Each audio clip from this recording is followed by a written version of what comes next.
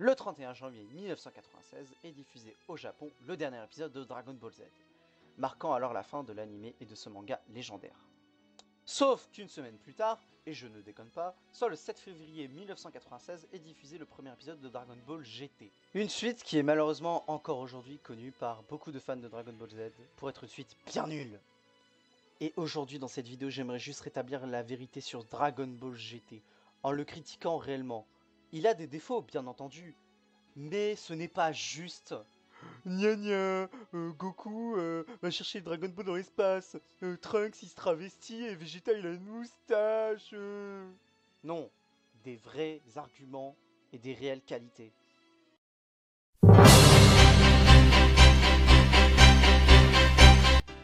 Avant d'aborder le premier arc de Dragon Ball GT, j'aimerais juste qu'on s'attarde sur le trio principal, composé de Goku, Pan et Trunks.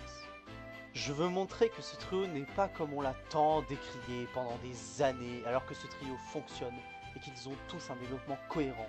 Et on va commencer par Goku. On ne va pas rester longtemps sur lui, car Goku n'est pas réellement si différent d'avant. Il alterne toujours entre les moments où il va rester naïf et rigoler, et être sérieux quand il le faut. Comme lors de son combat contre le chasseur de primes Led Geek, ou encore contre Baby. Mais quand même, être totalement serein et rigoler quand on perd son SSJ4 face à Shenron et que c'est la fin, ça force le respect. Mais j'ai quand même un problème avec ce Goku dans Dragon Ball GT. On est bien d'accord qu'il n'a plus la même puissance qu'il avait dans Dragon Ball Z, à cause du fait qu'il a rétréci.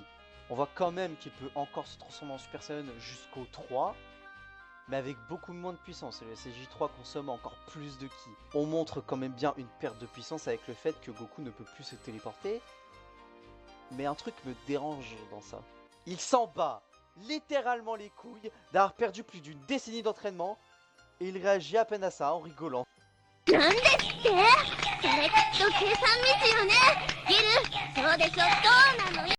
Pan est souvent vue comme un défaut à elle toute seule dans GT.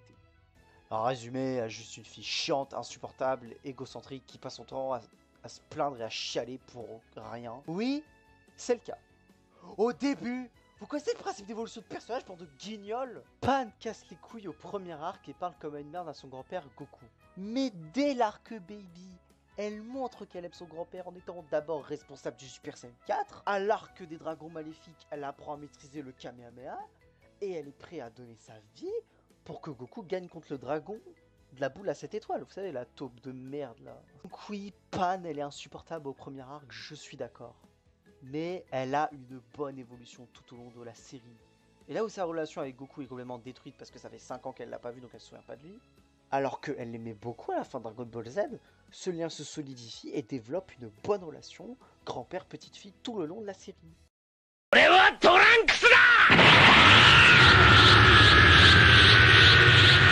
Trunks dans Dragon Ball GT est une vieille banane molle impuissante qui s'habille comme un scout et qui nous démontre dans chaque épisode son inutilité. Trunks de Dragon Ball GT est souvent lynché parce qu'on dit qu'il a été mis là pour le fanservice, pour profiter de la popularité de Mirai Trunks et qui n'a pas très porté son caractère. C'est complètement normal que le Trunks de Dragon Ball GT n'est pas comme ça, puisqu'il n'a pas vécu la période où Goku, Vegeta, Piccolo et tous les autres sont morts. Et il n'a pas vécu lors des massacres de C17 et C18 et lors de son entraînement avec Mirai Gohan et la perte de ce dernier. Non, puisque c'est le Trunks de l'arc-bout, un petit con pourri gâté qui a tout le temps ce qu'il veut, même s'il n'a pas grandi en gardant ce caractère et que les scénaristes ont fait en sorte qu'il se rapproche un peu de Mirai Trunks. Mais j'ai pas senti ce sentiment de trahison en voyant que Trunks de Dragon Ball GT, c'était pas le même personnage puisque scénaristiquement, c'est pas le même, normal. C'est pour ça que je comprends pas la haine du Trunks de Dragon Ball GT parce que les gens sont trop cons. On va se rendre compte que, c'est pas le même personnage puisqu'ils n'ont pas vécu la même chose. Bon maintenant, parlons du développement de Trunks dans Dragon Ball GT. Le Trunks du présent a toujours été associé à Gotenks, sa fusion avec Goten normal. Ce qui fait qu'il a jamais eu l'occasion de briller en combat tout seul, à part lors du Tenkaichi Budokai où il s'est affronté en 1v1 contre Goten. Mais c'est tout, il n'y a aucun moment où on l'a vu se battre seul. Et dans Dragon Ball GT, on le voit se battre par lui-même. On le voit par exemple se battre aux côtés de Goku ou Goten dans l'arc Super C17. On le voit se battre par lui-même. On le voit se battre pas en fusionnant, mais aux côtés des autres Z-Warriors, par exemple lors de l'arc Super C17, ou contre Omega Shenron lorsqu'il essaiera de lui faire face, ou aux côtés de Goten. Je suis donc content qu'on ne voit à aucun moment Gotenks dans Dragon Ball GT, car ça permet de voir Trunks briller par lui-même et aussi un peu Goten, son partenaire toujours quand ils s'affrontent ensemble. Donc oui, le Trunks de Dragon Ball GT est cohérent.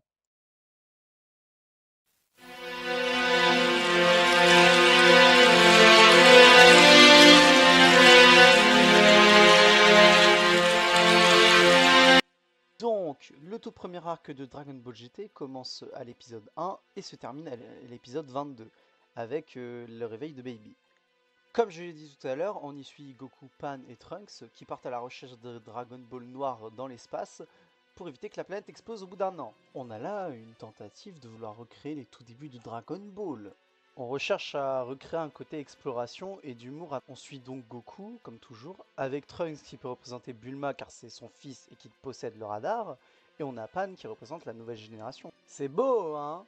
Ouais, sauf que c'est complètement nul à chier. Car là où dans la partie enfant c'était la première fois qu'on voyait Goku et qu'il était faible, bah depuis il s'est tapé contre des guerriers intergalactiques qui détruisent des planètes. En plus de ça, il a embarqué Trunks et même si c'est le Trunks du présent, bah il est complètement surcheaté avec le SSJ. Et Pan qui à la fin de l'arc-bout faisait le tour de la planète en 8 minutes au passage. Donc si c'était complètement logique, les intrigues se termineraient en 3 secondes. Et ensuite tu as l'humour. T'as deux types d'humour. T'as l'humour qui marche, comme par exemple celui-là qui marche sur moi, ou quand ils sont sur la planète capitaliste, des mecs se font déloger de leur maison et les mecs, les robots emportent tous les murs de la maison, même le plafond. Et t'as l'autre type d'humour qui est l'humour nanardesque, ce qui fait qu'à la base c'est pas censé être drôle, mais que c'est tellement, mais tellement nul, tellement gênant, tellement à chier que tu exploses de rire tellement ça en devient de la merde. Goku qui fait un Kamehameha dans la bouche d'un géant, t'es obligé d'exploser de rire tellement c'est à chier. Et t'as le fameux moment dans l'épisode 3 où ils se font voler leur vaisseau. Et là, ils courent. Bande de fils de pute, vous savez voler, bordel de merde. Dans l'opening, vous volez. Dans tous les épisodes, vous volez. Et là, vous volez pas et vous y allez à pied. Vous êtes des attardés mentaux. Et au passage, sur la première planète capitaliste, ils vont tomber sur ce truc. Alors personnellement, Gil, j'en ai un peu rien à foutre. Il est pas insupportable comme certains veulent lui faire croire. C'est que dans la VF qu'il est chiant. Mais il est juste là pour indiquer où se trouvent les Dragon Ball car il a bouffé le radar et faire des gags avec Pan qu'il martyrise. Même si ça fait rire quelqu'un, je sais pas. Et donc nos héros seront obligés de se le trimballer. Donc Gil, bah je m'en fiche un peu. Il est là, on aurait pu s'en passer, mais il ne prend pas tant de place dans ce premier arc, mais plus tard on verra qu'il aura quand même un développement dans sa relation avec Pan, et il arrêtera de la craindre, et Pan arrêtera de le martyriser aussi.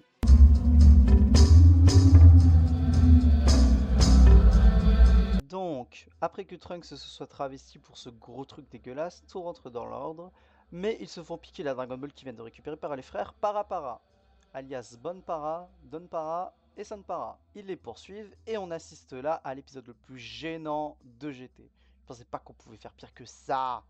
Après cette danse, mon dieu, on apprend que les frères Para bossaient pour un mec qui s'appelait Cardinal Mushimushi, qui est plus un gourou de secte qu'autre chose, et qui devait être dans son ancienne vie animateur au cirque puisqu'il possède un lion.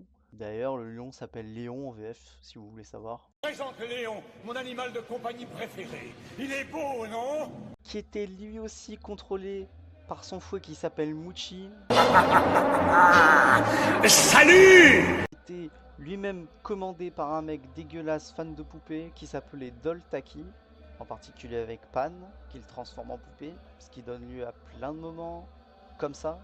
それにしても可愛いなこいつ人形オタクだわ。やりましょうね何すんのよこのエッチ。もう嫁に行けなくなっちゃうよ。 Elle a 10 ans, donc non, c'est très bizarre. Heureusement qu'il n'y aura plus ça après. Aussi, j'en profite pour dire que Bra, qui est habillée comme ça, alors qu'elle a 9 ans, c'est pas normal. Mais revenons à nos moutons. Donc en fait, le chef de toute cette opération était le Dr Mew. Ça commence à devenir compliqué toute cette histoire. Et le Dr Mew veut le Dragon Ball. Comment il connaît leur existence? Il parle pas des Dragon Ball de la Terre ou des Dragon Ball de Namek. Non, il parle bien des Dragon Ball noirs que nos héros sont en train de chercher. Mais ça fait depuis au moins des siècles qu'elles sont désactivées, les Dragon Ball noirs. Comment il est au courant? On nous dit que les Dragon Ball noirs ont été créés en même temps que les Dragon Ball à l'arrivée du Namek sur Terre, qui les a construits. Donc bien avant la naissance de Goku. Comment ça se fait qu'il soit au courant? Tout ce bordel scénaristique pour pas grand chose. Là aussi, ce mini-arc est complètement médiocre. Déjà, toute cette organisation est une immense secte pour prier ce truc, qui est en fait un gros bébé robot qui arrive à défoncer Goku et Trunks en même temps, qui sont en Super Saiyan. C'est pas normal. Et on en revient au même problème, sauf que là, c'est pas rigolo car c'est de la merde. Non, c'est purement de la merde. Ce n'est pas drôle, je n'ai pas rigolé une seule fois, c'est nul à chier. Et après tout ça, on arrive à l'épisode 15.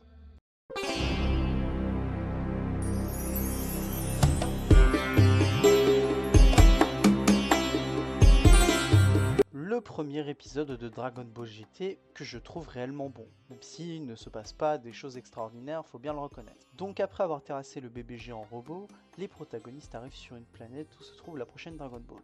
Sauf que c'est une planète complètement déserte et qu'il fait méga chaud, et dès leur arrivée, le vaisseau est attaqué par un ver géant dégueulasse. Goku et Trunks arrivent assez facilement à le repousser pendant que Pan pleure dans le vaisseau. Suite à ça, ils doivent réparer le vaisseau, Trunks s'en charge, pendant que Goku le protège des potentiels vers géants qui pourraient sortir. Pan, qui pendant ce temps-là s'emmerde un peu, va demander à Trunks de l'aider. Sauf que Trunks l'envoie jouer ailleurs, littéralement, il lui dit d'aller jouer. Suite à ça, Pan se casse, toute seule, pour aller chercher la Dragon Ball noire. Sauf qu'elle se perd vite et tombe en rade d'eau, et Gil part à la recherche de Pan. Pan, qui est complètement épuisé et en rade d'eau, s'écroule dans le sable alors qu'un ver géant essaye de l'attaquer, et de la bouffer littéralement.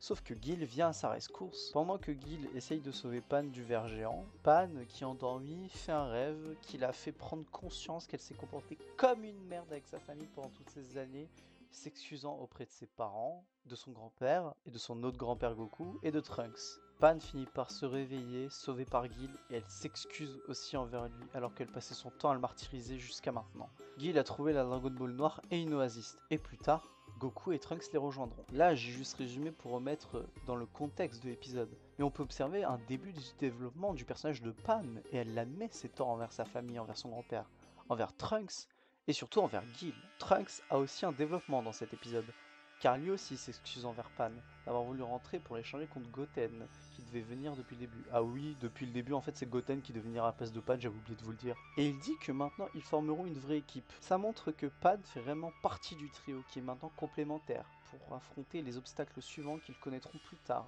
Et cet épisode montre un bon développement pour nos personnages, sauf que c'est pas fini.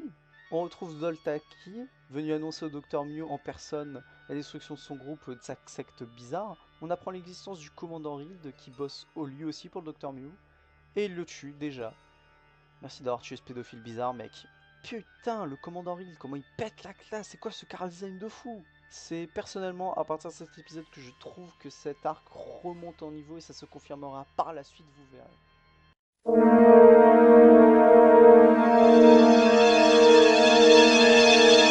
C'est à partir de ce moment qu'on peut rattacher l'arc actuel au suivant, avec l'arc Baby, car tout ce final nous amènera à son début.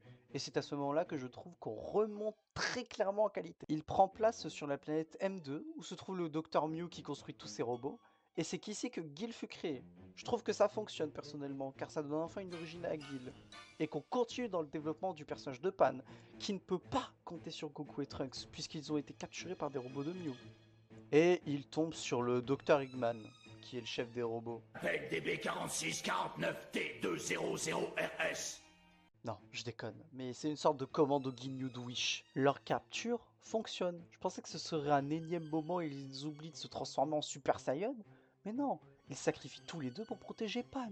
Et ils se font immobiliser directement par les robots, et juste après se font asphyxier. Il n'y a pas un moment où je me suis dit qu'ils peuvent se transformer lors de leur capture ou qu'ils pouvaient s'enfuir. Comme je l'ai dit, Pan se retrouve donc seule et doit s'infiltrer par elle-même pour sauver Goku et Trunks. Ce qui permet de la mettre en avant, pendant par exemple dans son combat contre Nat, où elle le 1v1 seule et arrive après à sauver Goku et Trunks. Enfin, elle essaye de sauver Goku et Trunks, mais elle se fait défoncer. Mais c'est là que Goku est énervé de voir sa petite fille se faire défoncer et Goku explose de rage en voyant ça et se libère lui et Trunks. Malheureusement, l'épisode suivant remontre les problèmes du début. Goku est en 1v3 contre Bisou, Ribet et le commandant Nezi. Il se fait défoncer et à aucun moment Goku n'a l'idée d'utiliser Super Saiyan. Ce qui m'énerve, même s'il résiste et se relève, bah transforme-toi et défonce-les, bon sang. Donc ensuite, les robots fusionnent en le super méga canon Sigma. Mais en fait, coup de théâtre, retournement de situation légendaire. Goku révèle ça. データがあんだろ。でもほら、おめえらのこと何も知らねえんだぞ。だからしばらく様子を見てたんだ。Et il les défonce juste après. Ensuite, le commandant Rild en a marre et décide de prendre les choses en main. Il débarque et révèle le plan de Mew, qui est de conquérir la galaxie avec tous ces cyborgs qu'il crée. Et il peut aussi cryogéniser les gens avec une attaque. Trunks protège donc Pan et se fait cryogéniser. Le vaisseau aussi se fait cryogéniser. Pan part alors à la recherche de Trunks pour qu'il se fasse décryogéniser. Et pendant que Goku et Rild se tapent dessus, ce que je trouve intéressant car on peut voir la fierté de Saiyan de Goku commencer à apparaître. Car contre Rild, il le bat assez facilement, il révèle ça. 手こずらせたな。何がおかしい？ほらだってこんなことができんだぞ。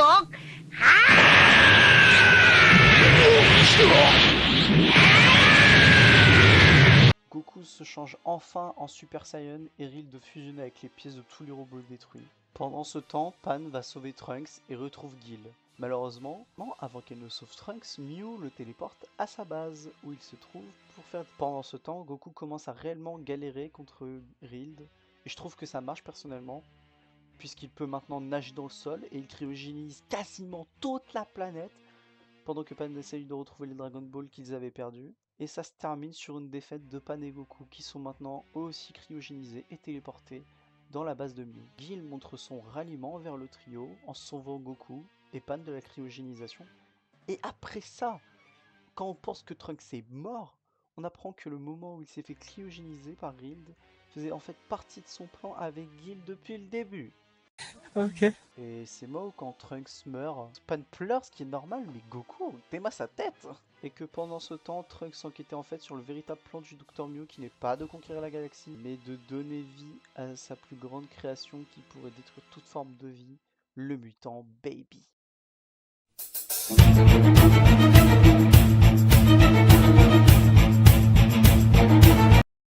L'arc Baby commence à l'épisode 23 et se termine à l'épisode 40. J'ai trouvé excellente l'idée de laisser le trio finir leur quête des Dragon Balls en second plan au lieu de encore nous proposer des épisodes narnardesques et sans intérêt et mettre Baby au premier plan.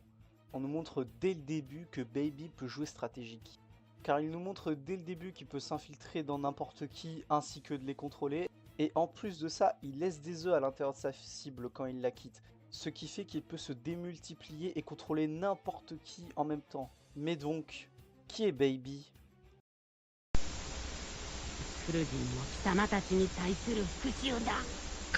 この虫けらめ、俺様の気で追い出してやる。無駄だベジータ。とうとう手に入れたぞ。この宇宙で最強の肉体を。Baby est originaire du peuple Tsuful, un peuple mentionné plusieurs fois dans Dragon Ball, qui sont les habitants originels de la planète Vegeta avant la conquête des Saiyans. Baby le dit lui-même, il est le dernier représentant de son espèce, les Tsuful. Les Saiyans ont tous éradiqué le peuple Tsuful avec leur mode Ozaru à l'époque. L'âme de Baby est celle d'un vrai Tsuful, qui a construit le Dr Mew pour se ressusciter plus tard, j'imagine. Mais c'est donc comme ça qu'est né Baby. Mais voilà son véritable objectif, reconstruire la planète originelle des Tsuful avec les Dragon Balls noirs, puis grâce à son pouvoir quand il rentre dans les gens, laisser des œufs qui les rendent les personnes contrôlées par Baby. Avec ça, il déchire les Z-Warriors entre eux pour tous les posséder et les soumettre à son objectif et contrôler aussi toute la planète jusqu'au retour du trio. Ce qui pour moi en fait un si grand méchant. Un réel objectif, un chara-design de fou furieux et une stratégie de fou. J'ai adoré le voir posséder Trunks, puis en ressortir. Et ne pas le posséder jusqu'à son retour sur Terre. Il annihile littéralement leurs espoirs. Et à la fin on veut tuer Goku pour venger son peuple, de la même manière que Goku voulait venger les Saiyans en combattant et éliminant Freezer. Sauf que là c'est Baby qui fait l'erreur en voulant venger son peuple, en impliquant des gens qui n'étaient pas nés à ce moment-là, et Goku qui représente le tyran qui était Freezer à ce moment-là. Et Goku qui fait partie de la race qui a exterminé les Tsuful, mais qui n'a rien fait. J'ai adoré voir Baby annihiler les espoirs de Vegeta qui se laisse posséder en combattant les enfants de Goku. Baby méprise quand même les Saiyans qui sont à son esclave. Quand Goten Gohan et Trunks viennent le protéger après que Oob l'ait défoncé, Baby les insulte et les méprise. Il déteste les Saiyans au point que quand sa seule manière de gagner c'est de se transformer en Ozaru, il demande à Bulma d'arrêter parce qu'il déteste ressembler aux Saiyans. Il déteste l'idée de leur ressembler. C'est tout ça qui fait de pour moi Baby un excellent méchant et même un des meilleurs méchants de Dragon Ball.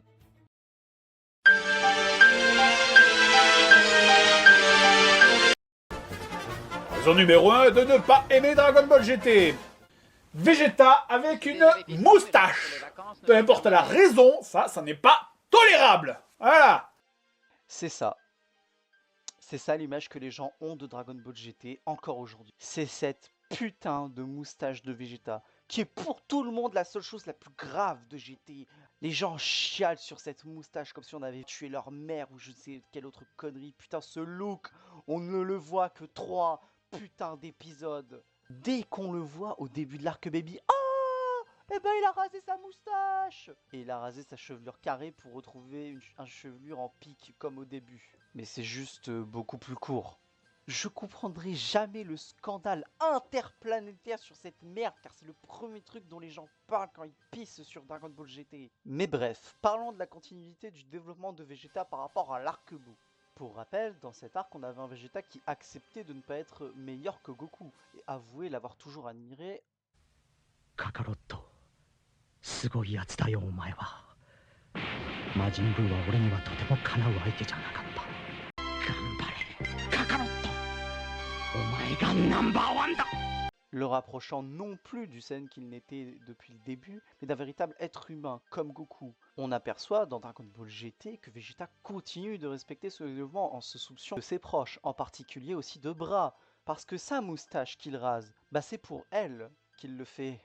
Ou comme vers la fin de la série, quand il ira se sacrifier pour permettre aux Z-Warriors de s'enfuir de Omega Shenron, il n'a plus sa fierté. Car quand Goku développera le Super Saiyan 4, et après les événements de l'arc Baby, Vegeta lui demandera un combat. Sauf que Goku n'aura plus d'énergie pour se transformer en Super Saiyan 4.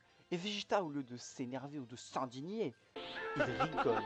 Je pense que ça veut en dire long. Dans l'arc Super C17, il dit littéralement qu'il doit devenir plus fort. Non pas pour battre Goku, mais pouvoir protéger la Terre de lui-même et ne plus compter que sur lui. Et même si Vegeta lui aussi finira par atteindre le stade du Super Saiyan 4, à aucun moment on ne verra Vegeta, Arc Cell Prime, avoir le seum de ne pas avoir la transformation. Il ne s'est pas entraîné pour avoir le Super Saiyan 4, c'est Bulma qui a construit une machine comme pour Baby, pour le transformer en Ozaru, et ainsi qu'il le contrôle et se transformera en Super Saiyan 4. Et pour terminer, il y a cette scène. C'est la preuve que le développement de Vegeta est bel et bien concrétisé et a continué d'être respecté dans GT. どうするんだカカロット。フュージョンするのかしないのか早く決めろ。何がおかしい。いやおかしいんじゃねえ。嬉しいんだ。フュージョンしてってよ、おめえの口から聞けたのがよ。くだらん。 Vegeta, qui piquait une crise car ne voulant pas fusionner avec Goku alors que c'était le seul moyen pour fusionner en végétaux et que c'était le seul moyen de vaincre Buan car il avait toujours sa fierté, ou râler car devant faire une danse ridicule pour former Gogeta dans le film 12. Je suis allé un peu loin dans la suite des arcs, mais on en reparlera lors de la transformation de Vegeta en Super Saiyan 4 car il y a encore des choses à dire. Pour l'instant...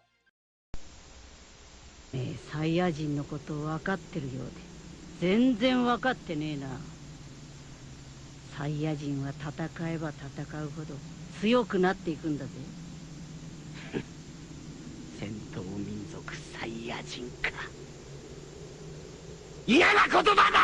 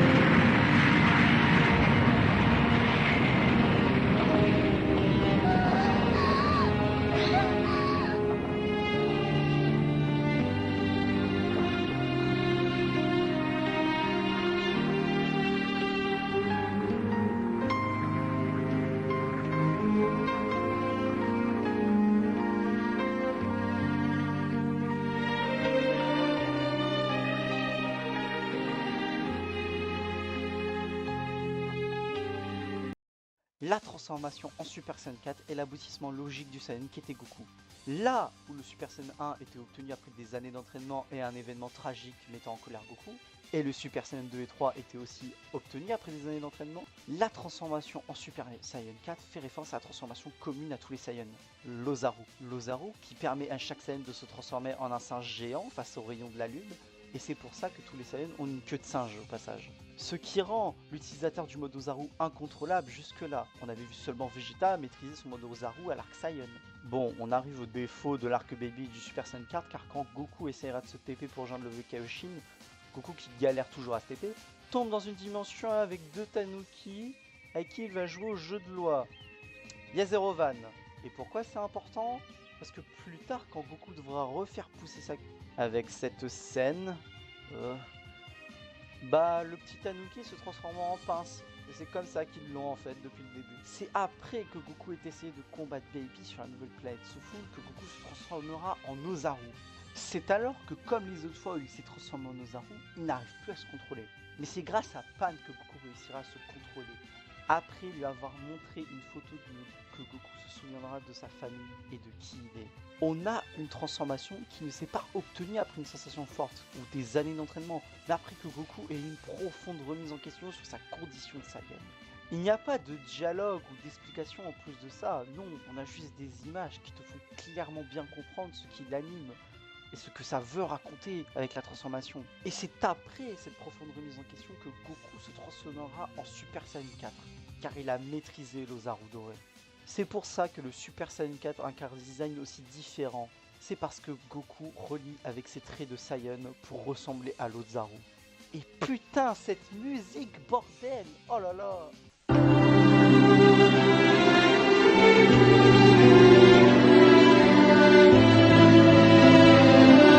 C'est pour moi la meilleure transformation de Dragon Ball.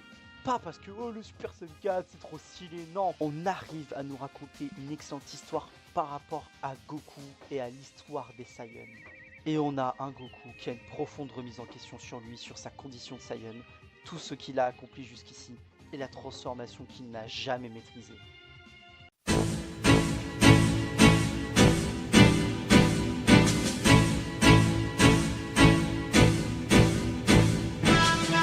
Putain de merde, je suis content car cet arc met enfin Oob en lumière. Là où dès le premier épisode on le dégageait en 3 minutes, là on peut enfin voir le prime de Oob et de l'aboutissement de son entraînement avec Goku. Son entrée en scène dans l'arc est magistrale quand il sauve Pan, qui est sur le point de se faire tuer par ses parents possédés par Baby. Et vraiment, Oob est super bien mis en scène. On a tout un combat avec lui, on a un développement, car même s'il se fera vite défoncer par Baby, on a le sacrifice de Majin Buu, le gros Buu, parce que ouais, Oob, c'est la réincarnation de Buu pour rappel, donc ils sont libres. On a le sacrifice de Buu pour rejoindre Oob et ne faire plus qu'un pour qu'il gagne en puissance. Et cette transformation, on va dire, permet à Oob d'utiliser les capacités de Buu. Par exemple, juste après, il essaiera de transformer Baby en chocolat. Mais malheureusement, ce sera lui qui finira transformé en chocolat, et Baby va bien le graille. Bon, c'est pas fini quand même, car plus tard, quand Baby sera transformé en Ozaru et que Goku devra regagner de l'énergie transmise par Goten, Gohan, Trunks et Pan, Oob se détransformera, permettra de gagner du temps en attaquant Baby de l'intérieur, et il dira qu'il a fait exprès de se faire graille. Par contre, même si c'est pas une masterclass de développement et que Oob ne fait pas des dingueries, je suis heureux qu'on le voit enfin sur le devant de la scène. Il a son moment de gloire et sans lui, ils auraient perdu. Donc non, voir enfin Oob et l'aboutissement de son entraînement avec Goku, je trouve ça excellent.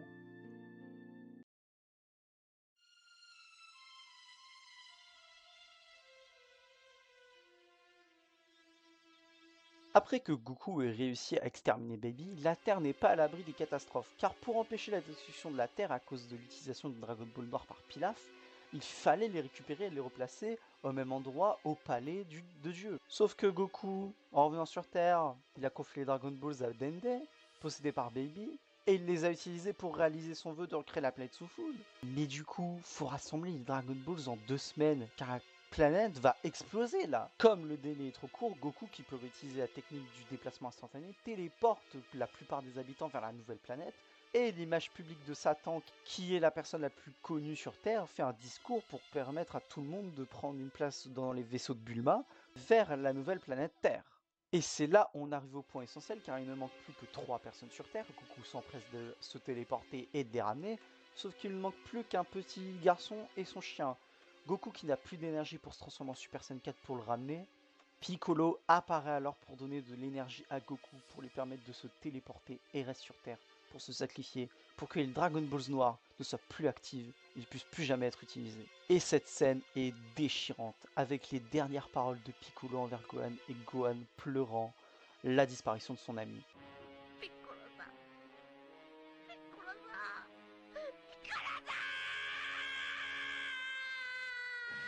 Bah, cette scène de fou, les gens pissent dessus en disant que c'est incohérent, alors que c'est complètement faux. Ils disent que le sacrifice de Piccolo ne sert à rien, car les Dragon Balls noirs ont été créés par le premier Tout-Puissant.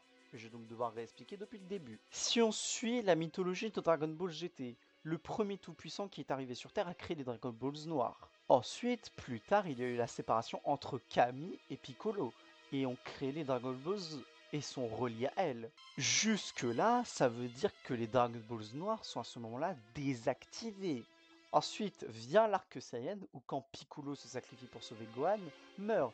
Et comme il est relié à Kami, ce dernier disparaît ainsi que les Dragon Balls qui se désactivent. Ensuite, arc Namek où ils vont utiliser Dragon Balls de Namek pour ressusciter Piccolo. Donc en le ressuscitant, Kami réapparaît ainsi que les Dragon Balls de la Terre qui se réactivent. Là encore, à ce moment-là, les Dragon Balls noirs ne sont pas activés. Mais quand vient l'arc Cyborg, Piccolo et Kami font une sorte de fusion afin de redevenir complets. Ceux qui désactivent les Dragon Balls, puisqu'elles étaient reliées à Piccolo et Kami, et il en sort que c'est Piccolo qui a l'avantage, même si ce n'est pas le Piccolo d'avant qu'on connaît. Et donc, comme Kami et Piccolo sont redevenus complets, et que c'est le premier tout-puissant qui a créé les Dragon Balls noirs avant que Kami et Piccolo ne soient séparés en deux, eh bien ça marche. C'est quand ils redeviennent complets dans l'arc Cyborg, et c'est à ce moment-là que les Dragon Balls noirs sont réactivés. Ce qui fait de ce sacrifice de Piccolo dans Dragon Ball GT logique, afin qu'elle ne puisse plus causer le bordel et soit désactivée pour toujours. Après tout ça, je pense pouvoir vous dire assez facilement que l'arc Baby est un arc excellent, je pense même le meilleur arc de GT et un des meilleurs arcs de Dragon Balls tout court. On a un des meilleurs méchants créés, et bien écrit, une transformation qui change la donne et qui raconte quelque chose d'incroyable, on a Hoop qui a enfin eu son heure de gloire qu'il méritait, et bien sûr on a le sacrifice de Piccolo, qui même si ce n'est pas le premier, raconte quelque chose, car là, il donne sa vie, on peut le dire, pour sauver Goku et les prochaines personnes qui pourraient tomber sur les Dragon Balls noirs dans le futur. Mais le prochain arc est spécial, on va dire.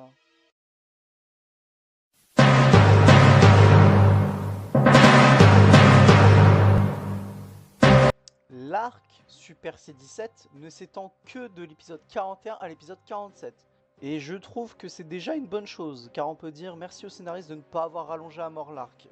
En gros, en enfer, le Dr Gero et Mew se sont associés pour créer un nouveau C17. Comment ils ont pu créer un C17 en enfer, ça je ne sais pas. Et ils ont ouvert un passage dans le monde réel vers l'enfer. Ce qui fait que tous les méchants de Dragon Ball sortent de l'enfer pour venir foutre la merde. Et veulent faire en sorte de rendre méchant à nouveau l'autre C17, afin de fusionner les deux, et pour créer ainsi Super C17, qui est un C17 avec des cheveux encore plus longs, encore musclés, et qui a mis ses cheveux en arrière. Et il va passer tout l'arc à les foutre en arrière. Mais ça c'est un film Dragon Ball Z, non? Bingo, car le concept de ramener tous les méchants tués dans le monde réel a déjà été fait dans le film 12 de Dragon Ball Z Fusion, sorti le 4 mars 1995, qui est principalement devenu culte pour la première apparition de Gogeta. Oh toi, tu vas te prendre cher au prochain arc. Janemba et l'apparition du H. C'est pas une blague. Alors personnellement, je trouve que ce concept a été bien mieux utilisé dans Dragon Ball GT, car là où les méchants dans le film 12, Freezer était tué en 2 secondes par Gohan et que tout le reste fuyait comme des lâches, on exploite mieux ce concept de faire revenir des méchants, car là quand Goku rentre dans l'enfer, l'apparition de Freezer et Cell est bien plus marquante dans cet arc, car Goku nous livre un 1v2 contre eux. Bon par contre ça n'a aucun sens qu'il arrive à défoncer Freezer et Cell en même temps alors qu'il est en basse forme, plus petit. Je rappelle que Freezer a un niveau un peu plus haut que le Super Saiyan 1 et que Cell a un niveau bien au-dessus du Super Saiyan. Et encore une fois, Piccolo, oui, il est toujours là. On le revoit dans cet arc car Goku a décidé d'être con et il est tombé dans le piège de Gero et Mew qui ont ouvert l'enfer. Il se retrouve bloqué car ils ont fermé l'accès.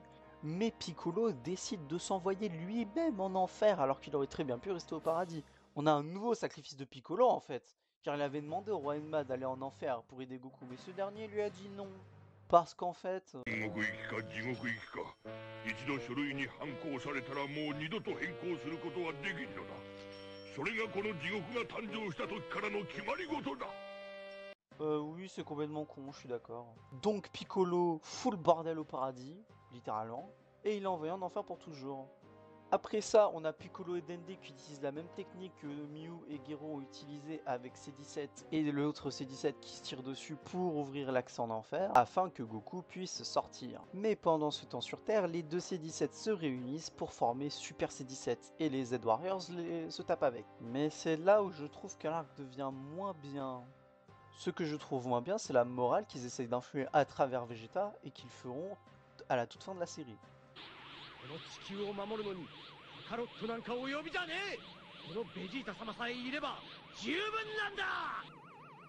Et je trouve que c'est excellent, en particulier pour Vegeta, qui là ne veut pas être plus fort que Goku, mais veut pouvoir défendre la Terre par lui-même et protéger sa famille ainsi que ses proches. Mais malheureusement, c'est ça qui m'énerve. On a une super idée avec une bonne morale pour Vegeta, et il se fait direct sauver par Goku.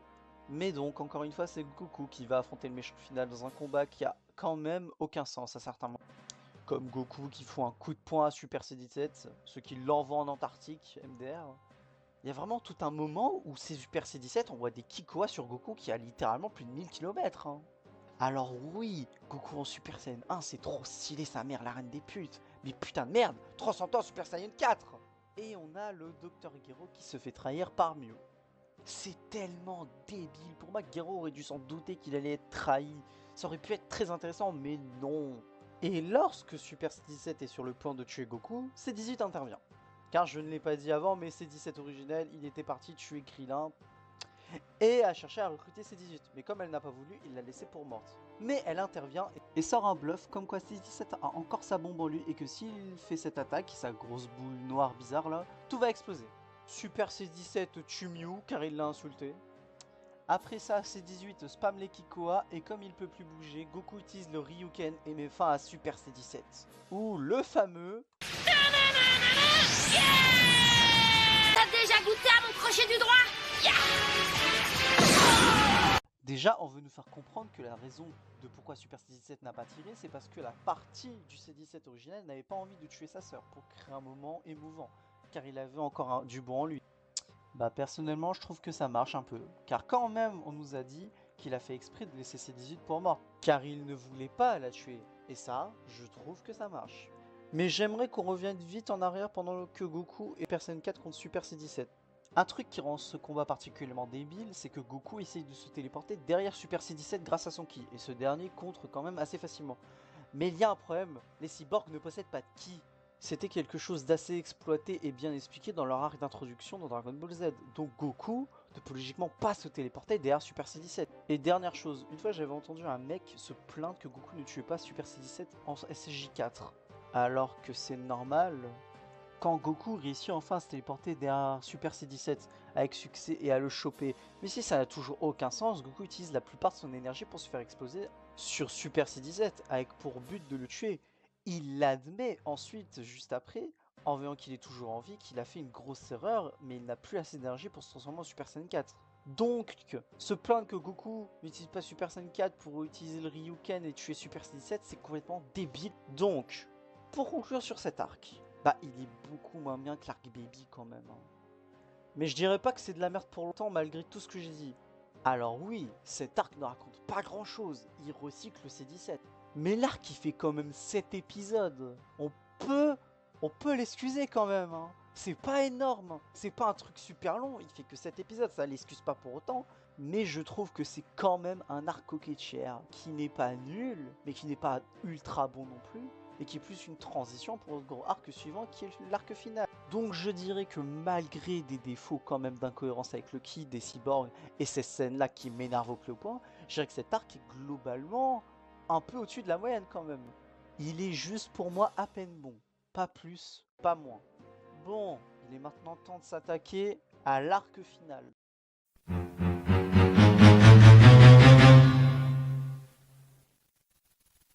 On est maintenant dans la partie finale de Dragon Ball GT, l'arc des dragons maléfiques qui s'étend de l'épisode 48 à l'épisode final, l'épisode 64. Après la mort de Super C17, les Z-Warriors se retrouvent au paradis avec Dende, afin d'invoquer Shenron pour arranger la pagaille qu'a provoqué Super C17 et de rendre sa taille normale à Goku.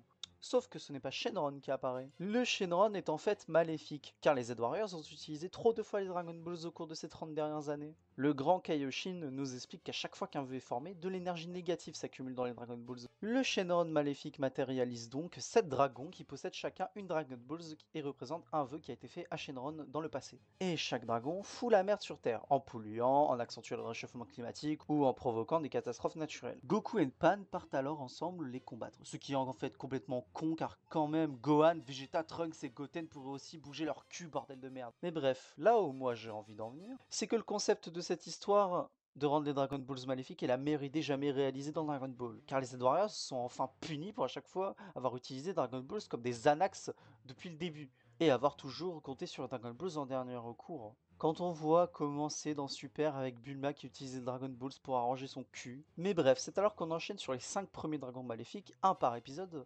Sauf pour la taupe qui en a 2, les gens trouvent souvent ce passage osef et pas intéressant. Vous avez des yeux.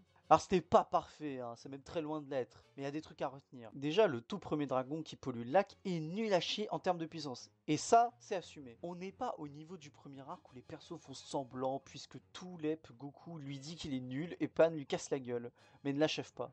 Ce qui fera plus ou moins gagner le dragon car il a absorbé la puissance de Goku et Pan depuis le début et les jettera à l'eau pour mourir, avant que ces derniers soient sauvés par Gil. Mais donc, il le tue et récupère la Dragon Ball. Le deuxième dragon maléfique, là je comprends un peu mieux qu'on trouve cet épisode pourri, car il n'y a pas d'excuse. Goku fait le con en Super Saiyan 4 et se fait battre par un dragon nul à chier en faisant n'importe quoi. Et même le dragon finit par mourir comme une merde, non pas par Goku et Pan, mais parce que il a le pouvoir de l'électricité et que la pluie a commencé à lui tomber sur la gueule et il a explosé. Il était vraiment en train de gagner, sachez-le. La pluie l'a rendu tout petit et Goku l'achève avec un Kamehameha. Le troisième dragon maléfique, son épisode est intéressant car il continue de développer le personnage de Pan en lui faisant son heure de gloire. Et Goku, un peu au second plan qui se fera des Pan, apprend le Kamehameha dans cet épisode essentiel pour tuer le dragon maléfique. Mais non, ça personne n'en parle puisqu'ils sont trop occupés à se plaindre de la moustache de Vegeta. Bande de sale merde.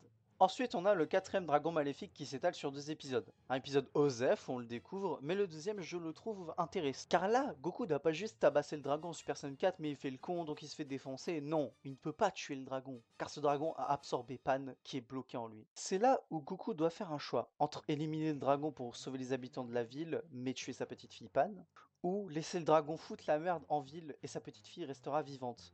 Et on voit encore un développement de Pan, car elle est prête à se laisser mourir pour la victoire de son grand-père. Elle supplie à Goku de tuer le dragon et de ne pas se soucier d'elle. C'est alors, après avoir éliminé ce dragon de merde, qu'on arrive au poulet de l'arc. Goku et Pan rencontrent les deux frères Sous-Shenron et San-Shenron. En premier, on nous introduit Sous-Shenron, qui est bien différent des autres dragons qu'on a croisés jusque-là. Déjà, on a enfin un dragon qui est d'une puissance égale à Goku, car tous les autres étaient nuls à chier et utilisaient des techniques très basses. Deuxièmement, il veut juste se battre contre Goku dans les règles de l'art, il respecte son adversaire et par exemple n'essaye pas de menacer Goku en mode je vais tuer Pan comme tous les autres dragons. A l'inverse de son grand frère, San Shenron, qui est un fils de pute sournois comme on n'en fait plus. Il n'a aucun sens du combat et utilise toutes les méthodes sournoises pour gagner. Et même quand il a perdu, il supplie à Goku de l'épargner et qu'il ne recommencera plus, etc. Mais bon, bien entendu, c'était un mensonge. Et aussi, personne n'en parle, mais en plein milieu du combat de Goku contre Soul Shenron, il y a un épisode de remplissage avec Vegeta. L'épisode 55 où, en gros, on voit que des flashbacks de toute l'histoire de Vegeta.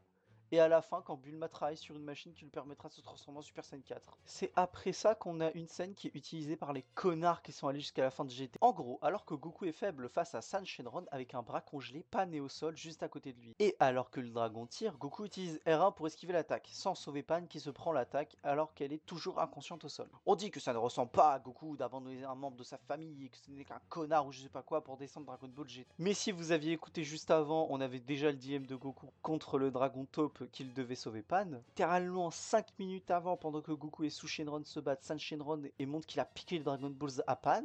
Quel est le premier réflexe de Goku? Allez voir si Pan va bien.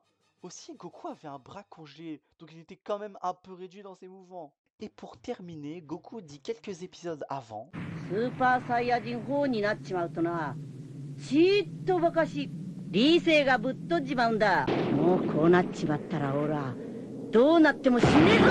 Alors pour en finir avec cette scène, je suis un petit peu d'accord avec la critique de cette scène car Goku avait encore un bras et ne peut pas oublier Pan. Mais quand même, il s'agirait d'aller se faire foutre de critiquer ça. Bref, après ça, Goku qui était devenu aveugle à cause d'un autre coup bas de Saint Shenron, arrive à apercevoir son ki et le tue avec un Ryuken méga stylé. Mais c'est après ça que les choses s'accélèrent car le dernier dragon maléfique, Lin Shenron, en a marre d'attendre et sort de l'eau dans un plan méga classe sa mère. Lin Shenron essaye alors d'éliminer Goku, mais Su Shenron s'interpose pour se sacrifier pour lui. On reviendra sur ce personnage plus tard. Et je trouve que ce méchant méga classe sa mère, car il confronte Goku à son utilisation fréquente des Dragon Balls en lui disant que bah c'est de sa faute en fait si on en est là. Et c'est alors que le combat entre les deux commence. Mais Goku qui est toujours aveugle a moins de puissance et galère, jusqu'à l'apparition de toute sa famille et ses amis. Vous étiez où pendant tout l'arc, quand Goku et Pan se faisaient défoncer par les autres dragons?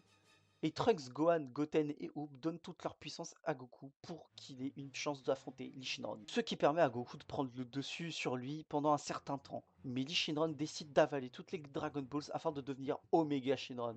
Et là, c'est la merde. Mais c'était sans compter sur l'arrivée d'un autre Super Saiyan 4. 待たせたな、カカロット。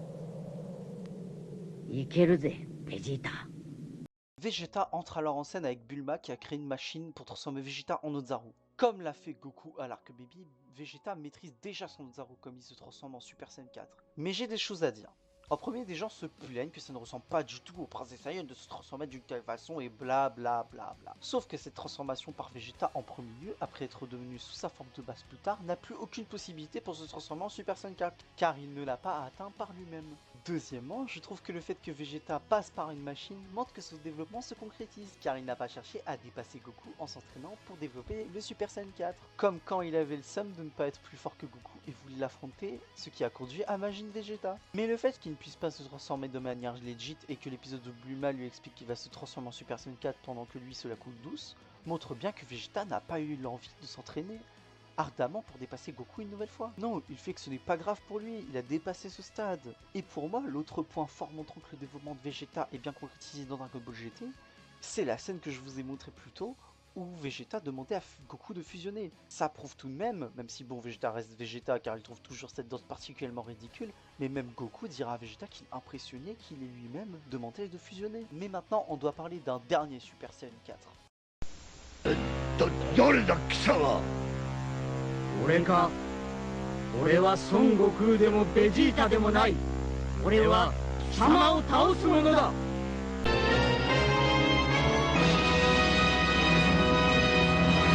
Gogeta Super Saiyan 4. Ah là là, ma fusion préférée de tout Dragon Ball. Bon, j'avoue, c'est carré par son flow de Tariq, il est en Super Saiyan 4, mais quand même. Mais voir les gens lui pisser dessus car il préfère le Gogeta Z du film 12 qui est juste nul à chier, ça m'énerve. Gogeta n'a aucune putain de personnalité dans ce film.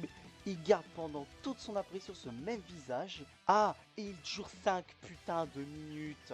Il parle même pas et dit une seule phrase, putain. Là où Gogeta Super Saiyan 4 dure pendant tout l'épisode. Il a une personnalité aussi, car comme il sait être plus fort que Omega Shinron, il va passer tout l'épisode à le troll. Et c'est d'ailleurs ce qu'on lui reproche de faire que troller, car tu as vu Gogeta Z, lui il est trop sérieux, c'est pour ça qu'il ne dure que 5 minutes, il n'a pas le temps, il apparaît, tu directement son ennemi et blablabla. Ouais, mais c'est nul. Ouais, mais au moment où Omega Shinron utilise son attaque, la Power Ball, qui est une attaque avec tous les pouvoirs de Dragon Balls réunis, une attaque qui est censée détruire la Terre, bah Gogeta sait que c'est la merde, il redevient sérieux pour la repousser. Bande de fils de pute. D'ailleurs, dans l'anime en lui-même, on lui reproche à Gogeta d'avoir trollé, car lorsqu'il décide enfin, après avoir repoussé l'attaque de Mega Shenron, d'arrêter de troll et de lâcher avec le Big Bang Kamehameha, la fusion s'arrête, et Goku et Vegeta s'engueulent car l'un des deux qui a troll, sauf que bah c'est la faute des deux puisqu'ils étaient fusionnés. Bref, moi je suis pas d'accord avec ça. Comme dit précédemment, on nous explique que Gogeta Super Saiyan 4 a défusionné car il n'avait plus d'énergie car il a troll Shinron. Sauf qu'après avoir repoussé son attaque, Gogeta dit ça. ネットが瞬間、俺の体内エネルギーでパワーボールのマイナスエネルギーをプラスに変えちまったのさ。Donc Donc pour moi, ce n'est pas la seule raison de la diffusion de Gogeta. Il explique qu'il a utilisé énormément d'énergie pour repousser l'attaque de Mega Shenron, donc c'est normal qu'il défusionne. Et pour terminer, je vais parler de son attaque fétiche, le Big Bang Kamehameha. C'est juste une attaque pathétique car il n'a pas le temps de la finir. Heureusement qu'il y a des jeux pour corriger ça.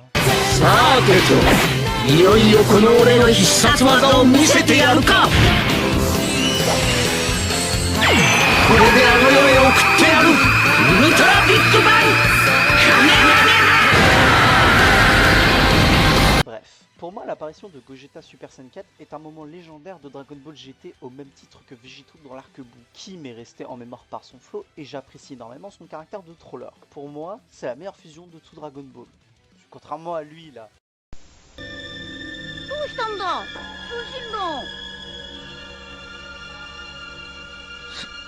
すまない悟空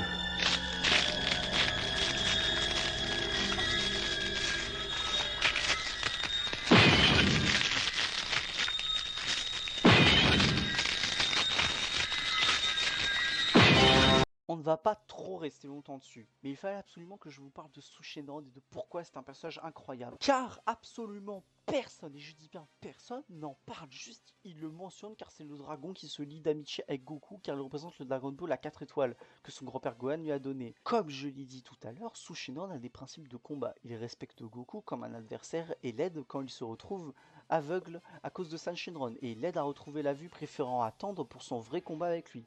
Et c'est à ce moment-là que Shenron est entré et où Sushenron a donné sa vie pour Goku. On le revoit plus tard, car pour empêcher Shenron de retrouver toute sa puissance, Goku a avalé la Dragon Ball à 4 étoiles, ce qui va permettre de ramener Sushenron à la vie. Goku et lui vont mettre au point un plan pour détruire Omega Shenron, mais malheureusement ça ne va pas marcher, car il va s'infiltrer dans le corps de Sushenron, ce qui causera la destruction de son corps.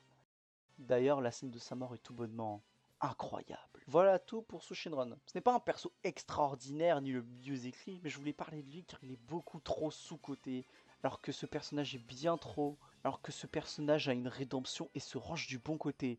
Ça me saoule énormément que personne n'en parle, bon sang. 元気をみんなの元気をくれ。このままじゃおら死ねねえんだ。俺に力をくれ。ついに行かれちまったか。お前も悟空と同じ墓で眠れ。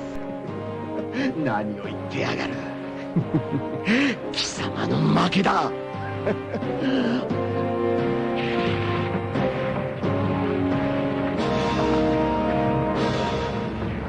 何？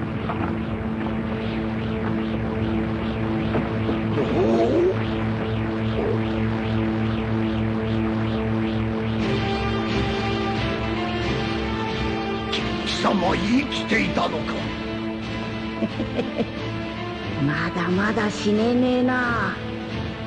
おめえをやっつけるまではな。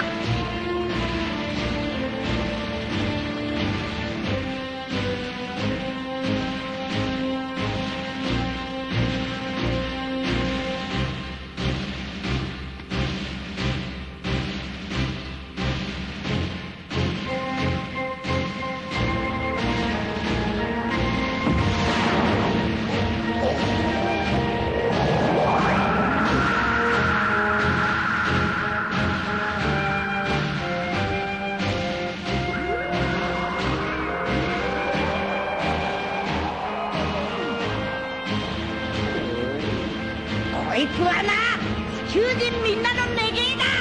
めちゃくちゃにぶっ壊された地球の叫びだ。そんなはずはない。お前は確かに死んだはずだ。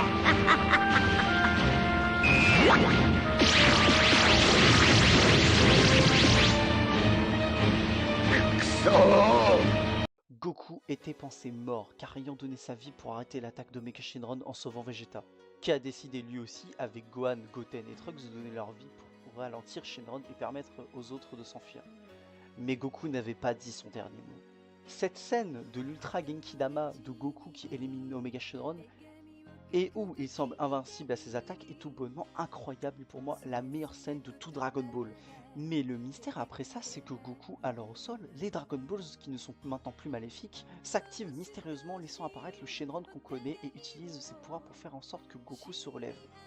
Shenron explique donc que les Z Warriors ne devront plus jamais compter sur les Dragon Balls, car cela fout trop le bordel sur Terre. Mais il accorde un dernier souhait à Goku, de ramener la vie de toutes les victimes de cette catastrophe qui a provoqué les Dragons Maléfiques et aussi Super C17, car là il n'avait pas pu réparer tout ce qui s'était passé. Shenron le fait avant de demander à Goku de monter sur son dos pour qu'il parte. Ce à quoi Goku répond « C'est déjà l'heure ?» C'est après ça que nous verrons Goku rendre visite à Krillin et Kami Sennin qui se douteront de quelque chose quand même. Et avant même de pouvoir questionner Goku, il disparaîtra de manière complètement mystérieuse. La même chose se reproduira de la même manière avec Piccolo à qui il rend visite en enfer. Avant de voir Shenron voler au-dessus de la terre, avec Goku sur son dos, vu par Yamcha et Tenshinhan. Et alors que tous les autres membres de la Z-Team rentrent chez eux, Pan et Trunks ont une discussion intéressante. On comprend alors la morale de cet arc et des Z-Warriors qui ne pourront plus se reposer sur les Dragon Balls et défendront la Terre par leurs propres moyens. Et c'est après que Pan discute avec Vegeta qu'elle comprend qu'elle ne reverra plus jamais son grand-père. Goku part donc avec Shenron s'endormant sur lui disant « Le corps de Shenron est bien chaud », avec les Dragon Balls qui le traversent une à une. Là, à ce moment-là, on a, je pense, tous compris que Goku est mort, mais c'était pas dit explicitement. Et tous ces moments étranges peuvent être expliqués par des interprétations sur cette fin. Mais la plus populaire d'entre elles est que Goku n'est pas juste mort pour de bon, il est devenu un être mystique dont les lois du temps et de la physique n'ont plus d'effet sur lui. C'est pour ça qu'il disparaît mystérieusement avec Krillin et Sennin. C'est pour ça qu'il peut se rendre en enfer comme il le veut et rendre visite à Piccolo disparaître comme si de rien n'était.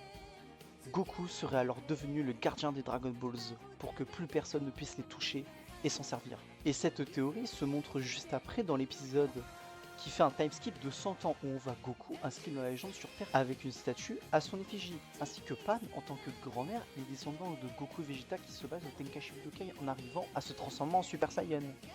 Et alors que le combat fait rage, Goku apparaît de manière mystérieuse dans le public. Pan est la seule à le remarquer et alors elle comprend. On nous met alors une baffe de nostalgie avec cette opening masterclass avant de nous montrer toute l'aventure parcourue avant que Goku ne s'envole dans le ciel, mettant fin alors à Dragon Ball GT. Je pense pas trop pouvoir me mouiller en disant que c'est la meilleure fin que Dragon Ball ait fait jusque là. Les Dragon Balls ont vraiment disparu, Goku est réellement mort, c'est beau comme fin, et c'est la raison pourquoi je trouve que la fin de Dragon Ball GT est la meilleure fin qu'on ait pu donner à Dragon Ball.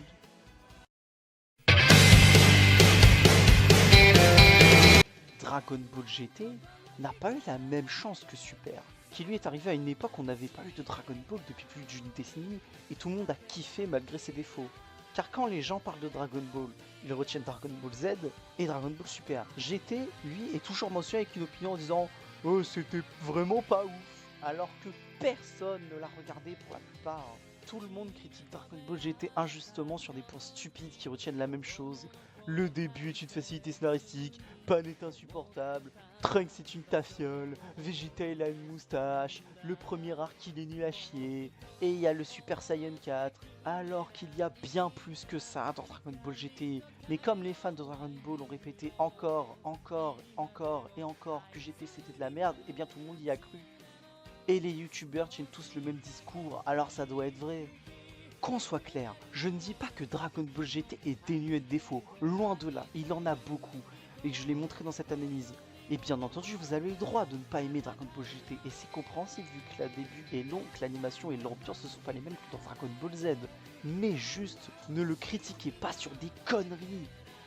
J'espère avoir pu rétablir la vérité sur Dragon Ball GT, et que le peu de personnes qui ont vu cette critique et qui avaient une opinion sur Dragon Ball GT sans l'avoir regardé ont compris que ce n'était pas juste ce qu'ils pensaient et qu'ils devraient faire leur propre avis en le regardant. Et je peux moi aussi dire que même s'il a des défauts, il a d'énormes qualités et que c'est pour ça qu'il m'a marqué ainsi et de pourquoi j'en fais une vidéo pour le défendre. Si j'ai pu avec cette vidéo ne serait-ce que donner l'envie à quelqu'un de regarder Dragon Ball GT pour voir si ce que je dis est vrai, eh bien j'aurais réussi. Et moi je vous dis à bientôt, potentiellement dans la prochaine vidéo. Salut!